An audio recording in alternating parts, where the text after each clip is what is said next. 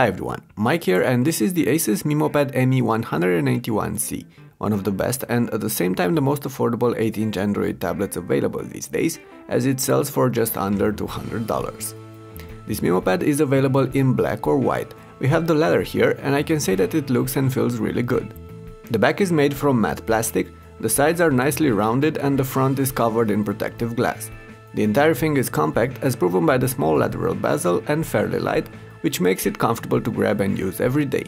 And the 8-inch screen does provide a significantly larger working area than a 7-inch tablet does, while still keeping the device portable.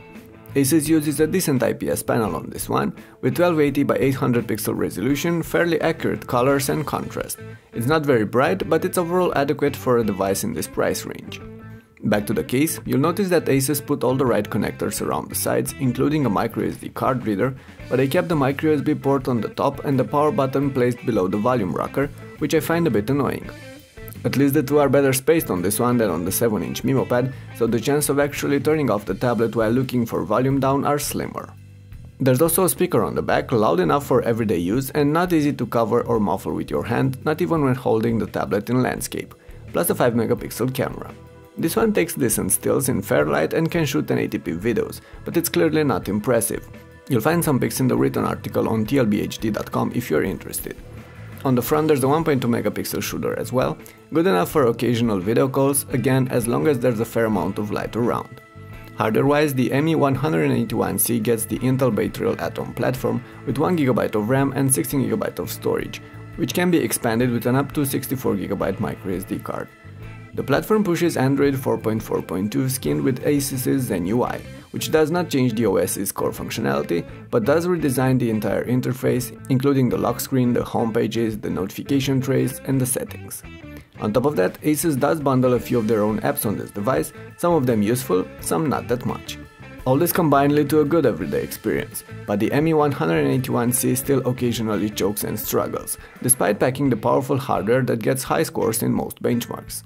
There's a fair amount of lag when switching between multiple opened apps or browsing between several tabs, but the gaming and multimedia experience are generally solid.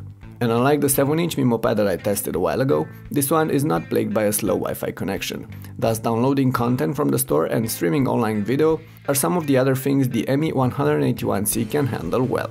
The battery life is alright, about 6 to 7 hours of daily use, less when running games, more when using this lightly with the screen dimmed down, but again short of impressive. In fact, the Memo Pad ME181C is just an alright device capable of delivering a good everyday experience for under $200. On top of that, it looks good and feels good, so there's really not much to complain about here, except for the performance that's not on par with the punchy hardware, but this should hopefully be addressed by future software updates. Even so, you'll hardly find a better A-brand tablet for the money right now. Samsung's Galaxy Tab 4 8.0 sells for about $50 more and offers somewhat slower hardware but more RAM and a lighter body. At the same time, you'll find some of the older 8-inchers that sell for less, like the Dell Venue 8 or the Acer Iconia A1, but they offer an older Android version on last year's hardware platforms. So at the end of the day, the Asus Memo Pad ME181C might not be perfect and might not be the ideal 8-inch slate for each one of you, but is nonetheless a solid pick for the money, so you should at least check it out. With that in mind, it's time to wrap this up. Check out the written review on tlbhd.com for more details, and don't forget to hit the thumbs up button and share this around if you enjoyed the clip. Thanks for watching, and I'll see you soon.